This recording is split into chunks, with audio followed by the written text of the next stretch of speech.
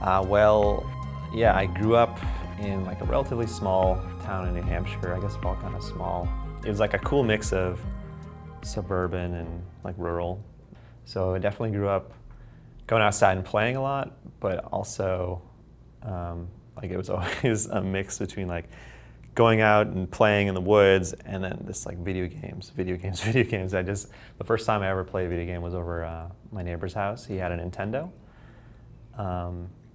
And probably like Super Mario 1 or Duck Hunt. He had like the cartridge with both games on it. I can't explain how it hooked into me, but just like having all your senses like manipulated and like your sight, sound, and just like the challenge and controlling this little thing on the screen. I don't know. I was pretty addicted from the get-go, and we would take chalk and draw in our driveway and have like gems and crystals and spikes, and you would like kind of like a version of hopscotch, but you're actually like running through a pretend level of like an amalgamation of like Super Mario, Sonic, and whatever, like just pulling from everything, and it was just your fantasy of what you wanted, what you thought was like a cool interaction. We eventually got a computer, and my sister was taking a programming course, and I saw her doing homework one day at home, and I was like, what are you doing? Like there was this like giant like blue screen and white text, and she was making stuff happen. Like she would type furiously for like 10 minutes and then hit a button, and then it would be like this black like prompt, like DOS prompt. And I'm like, what is going on? She's like, oh, it's this thing called QBasic, and you can tell the computer to do stuff. I was like, what? You can do that? Like it just like didn't occur to me at all. I think I'd used the computer previously to just play Minesweeper and browse like America Online news groups for like screenshots of Nintendo 64 games. I got her to show me like some stuff like, oh, like CLS clears the screen, and like print space, quotes, blah, blah, blah, like does this. Like she basically taught me how to like do some basic stuff in QBasic, and that was really cool. One day I ran into my neighbor who was my sister's age, and he was also in this class, and he was like, oh yeah, QBasic is really cool. Like, let me show you this game I made. He gave me this like 3.5-inch floppy disk. He was like, here, play this. It was just a multiple choice, choose your own adventure. And it was like, kind of, I think it was a Warcraft 2 fan fiction. And, but then I looked at the code to do it, and I would erase all the writing and put my own writing in. And then I put that on the disk, and I would go like, trade basically, and pretty soon we were kind of like pen pals. And then I remember I showed that to my sister. I was really proud. I was like, look at this, I made a game. And she's like, that's spaghetti code, like that's bullshit. And that infuriated me and made me want to learn how to program correctly. After that, it was kind of a bit of a drag. Like in high school I learned QBasic, and then I learned Pascal, like 2 languages that are used everywhere nowadays, as you all know. It didn't click for me that like you could make the kinds of games that I actually played when I then went home and booted up like X-Wing or like SimCity. I didn't see the connection between like a DOS prompt of some fictitious restaurant's like menu ordering system that I had to make for an assignment, or like a tic-tac-toe game in ASCII, and then like a TIE fighter fighting a B-Wing like that. I was like, not the same plane. Like I don't see the point in this.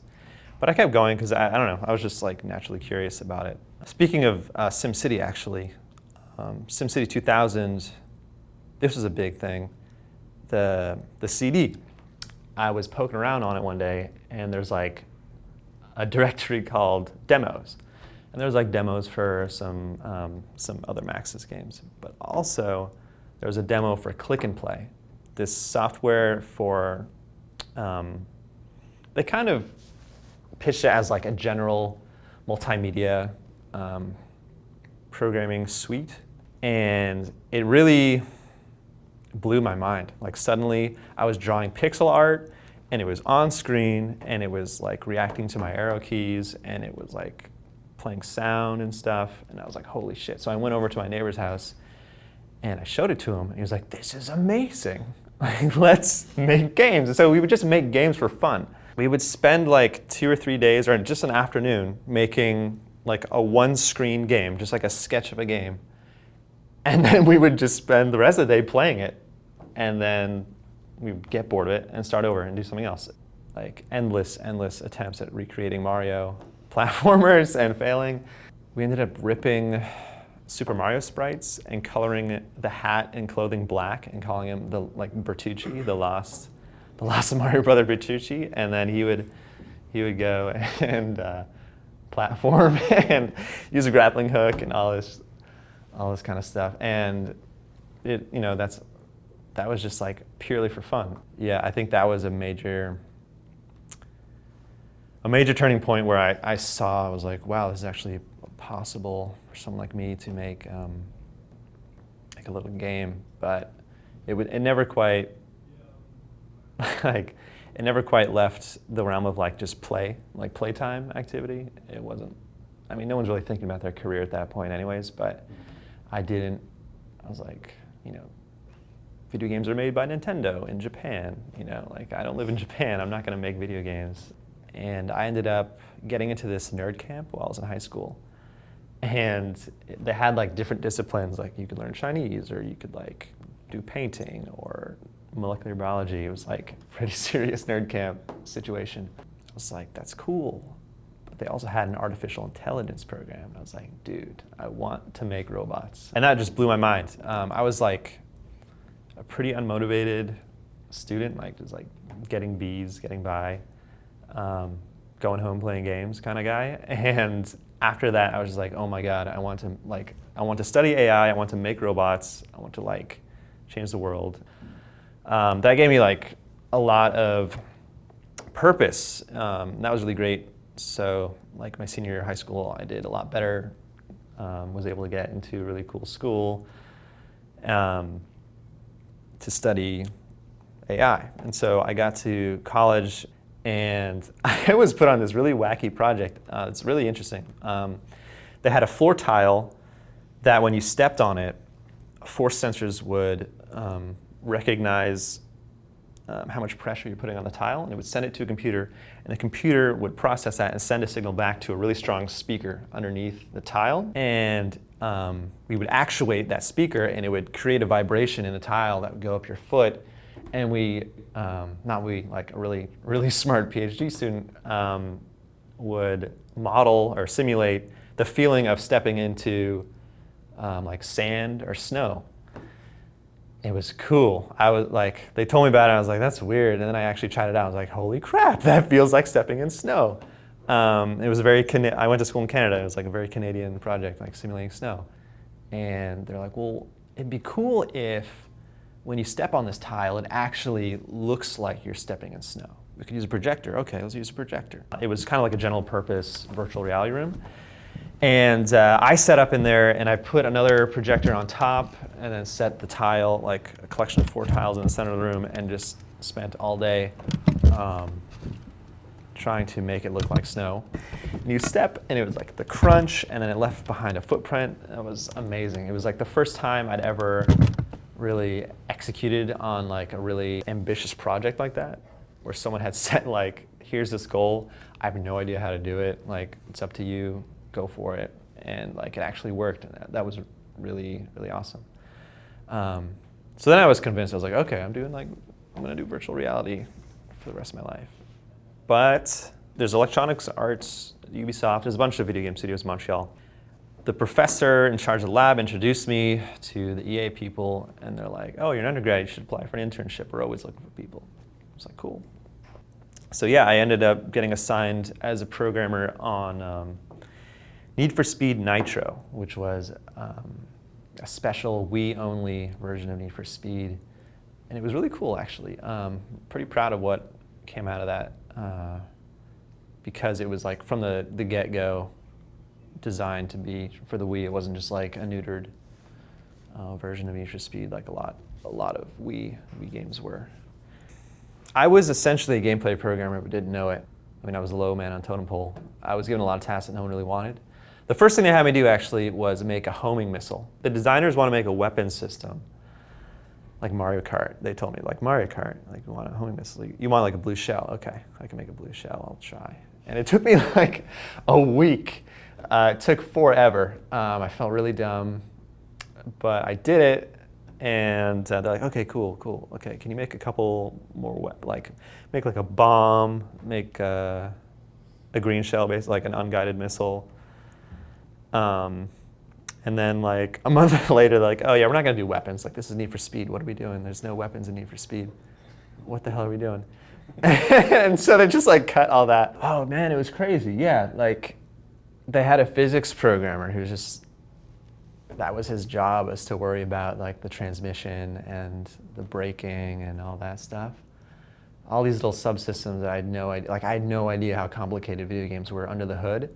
There was no way to prepare for it, and like I was just so naive. I had no idea. Yeah, like getting used to like programming on a genre, I guess it's like a pretty specific genre title with no previous experience, I just had no idea. And so I would run towards a brick wall that I couldn't see, and sometimes I would break through it, and most of the time I would just bounce off and someone would help me get up. Sometimes you stay late and you just like read code.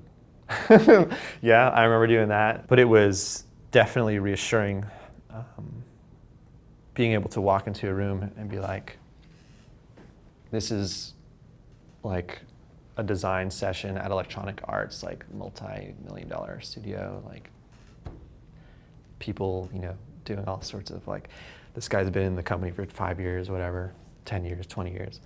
But I could still kind of have an idea what they're talking about because I played games my entire life. Like I grew up breathing them, sleeping, like dreaming about games.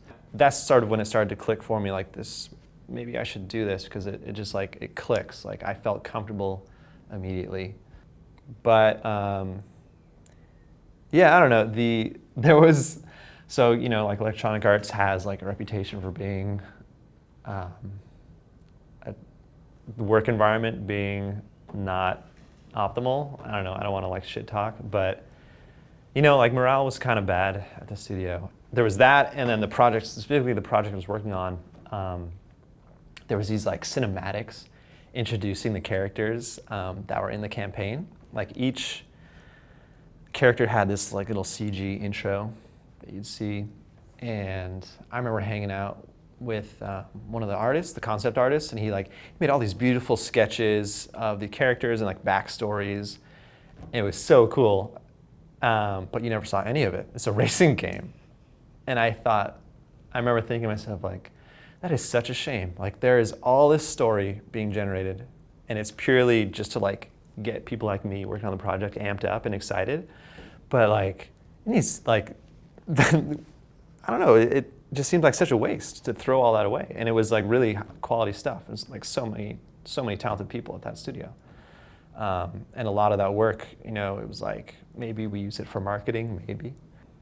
So I guess one of the big pieces of inspiration in my life that happened during the time I was working on that project and sort of started having these realizations about like my interest in story and my trepidation about like the project throwing a lot of it away or just not using it, not utilizing it fully. I went and saw WALL-E on a whim with my sister, and it just blew my mind. I was just like, holy shit, and realized like how much these movies were working on so many different levels. The story, the message, the characters, the art, everything about that movie just like spoke to me. I just realized like, holy shit, I want to work at Pixar. I want to make animated films. This is awesome. Applied to Pixar for residency, and I got that. It was just like a year-long thing. I was put on this department called Global Technology. So every movie has like a little like SWAT team of programmers who are kind of like making new tools and just doing general purpose plumbing for that film to like make sure they have all the like specialty stuff that like applies, that happens to apply. to that project. I was working on The Good Dinosaur movie that's coming out. I don't know when, it's been delayed a couple times.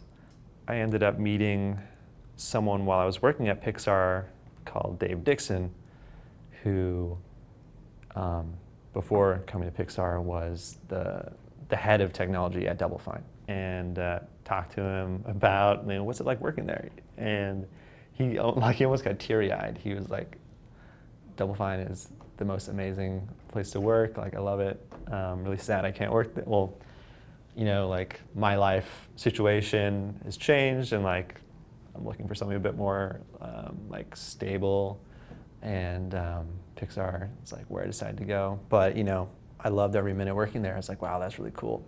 Kind of put that in the back of my mind. And meanwhile, I'm like, it's hard to describe. I was spoiled. I did not deserve to work at Pixar. Like, that place is incredible. I remember thinking to myself, like, okay, so this is it. I'm just gonna like work here. I'm gonna play soccer during lunch on the little soccer field. I'm gonna like put my hours in, work, do like, work hard, get some food at the cafeteria, go swim in the swimming pool, do a little workout at the gym. It was nuts. They have a lot of money. They're using it wisely. They're spending it on their employees. Good for them. Like I said, I did not deserve it. Like, I didn't understand what it was like in the outside world. I'd been in an academic like lab, and I'd been at EA, and then I went there, and it was just like complete night and day, and I had no appreciation for it, none. And because like, I don't know, Double Fine's pool has kind of been closed for a while. And but yeah, so at the end of my residency, they weren't hiring, or like, I don't know, I wasn't up to snuff or whatever. I didn't get a job. So I was like, oh crap, what am I gonna do? So I started applying to a bunch of places, like ILM. I was like, I can work at ILM, like Star Wars, fuck yeah. I also wanted to work at a place, at like a smaller company. I've been working at all these big companies, and kind of remembered, what it was like to, like back when I worked on that research project, it was like just me. I was calling all the shots, and like I had a lot of responsibility, and that was stressful, but it was also like huge payoff at the end. So I was like, maybe I should try a smaller company and like see what that's like. And so I asked Dave Dixon if he could like ask someone at Double Fine for me if they had any openings, and they're like, yeah. I realized I've become a lot more interested in story as a part of video games, and coming down from like feature film animation, I didn't want to go and work on like shoot people in the face game or faceless hero game. I wanted to work on a game that had a story, had something to tell, had a message. I did like the interview process and everything, and like seemed to get along with people, and I got the job. I was like, this is awesome. Just like I literally have had 2 dream jobs in a row. This is nuts. My first day, actually, I don't know if it was the day of or the day after. It was definitely the week that the Broken Age Kickstarter had finished. And I was just like sitting at my desk, like, I don't know, like patching Maya or something, like getting like ramped up, trying to get my workstation working. And they're like, can everyone go in Lola? We're gonna have some champagne. It's like the first day, we're sipping champagne at the end of the day, talking about like just getting millions of dollars in the bank. And I forget who it was, but someone came up to me and was like, by the way, it's not like this every day. It's like, okay, yeah. I feel like a real member of the gameplay program team, which is really cool. It's an honor to be working on this project. So yeah, there's been like little pieces of the game that are like kind of not standard adventure game mechanics that I've been involved in, and that's been a lot of fun. Like the boom arm in Act 1, like I worked on that, and then that finale the finale battle with Mog and just like iterating on that. I think that was like the first time I'd ever, I don't know, I feel like I did battle with something when I finished that. It's a lot more, if you're able to just drag the laser around, it might get confusing as to what you're actually shooting because there's a lot, all these little eyes and stuff. That's I kind of like just like one shot because you're just picking precisely where you want to hit. Because it had like multiple iterations and like had a redesign, and I don't know, I put a lot of pressure on myself because it was the last thing you see for the girls, or for Vela's half of the game. Here's the mock drop through it. This is probably something I made late at night after working on this boss battle for a little too long. And in this act, I've been in some of those puzzle brainstorming sessions and like been able to make some contributions, and that feels really good. Like, you know, when I see people playing the game and they play the knot puzzle, I'll be like, I was in the meeting, I was in the room when that like idea came up, and like I feel really good about that. Yeah, it's like really strong sense of pride. I mean, hopefully it's like fun and it works. Like, I don't know. I guess it's probably like a comedian if he tells a joke and it lands, like that kind of just like, fuck yeah, you know, I invented that in my head and now people are enjoying it. It kind of like, I don't know, it kind of loops around to the idea of like when I was looking at Double Fine as a place to work, I kind of caught a whiff of that feeling, just like being a part of this really tight-knit group, and it's like family, like it's literally like family. And so yeah, I don't know, that was a pretty important formative experience, you know, just like kind of figuring out that that's the environment I like to be in. Like small group of talented people who know what they're doing and are just completely passionate and like just doing it because they love it. Yeah.